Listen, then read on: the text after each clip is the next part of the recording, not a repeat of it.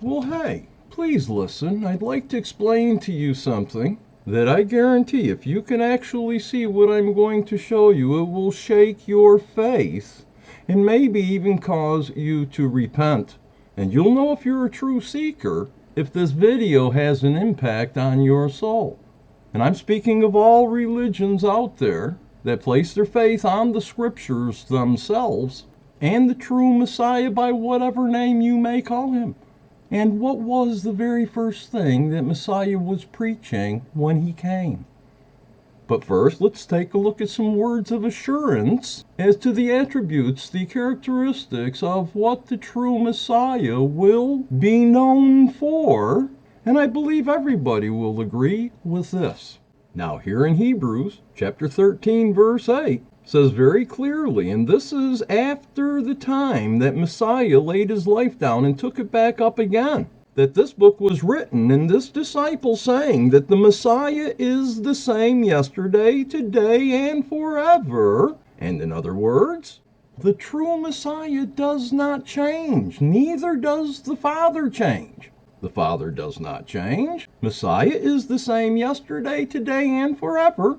But what did he come preaching? The very first things, my friends, that today somehow he's become a liar, or the Revelation 12 verse 9 and 2 Corinthians 4:4 preachers of the world today are lying. Tell me which.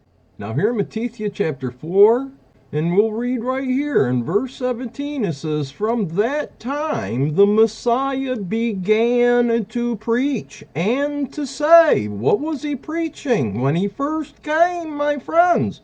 The same yesterday, today, tomorrow, forever? Repent, for the kingdom of heaven is at hand. He was speaking to repent when he first came, and then look at this, my friends.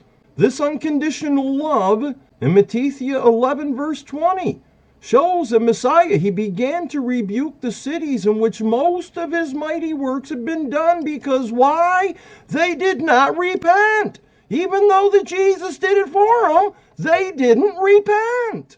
The New Testament wasn't written when Messiah came saying to repent. The unclean things weren't allowed. The same today, yesterday, tomorrow. 2 Corinthians 6, verse 16 through 17 says not to even touch the unclean thing, and Messiah said at the end, right here in Luke 13, verse 5, I tell you no, but unless you repent, you will all likewise perish.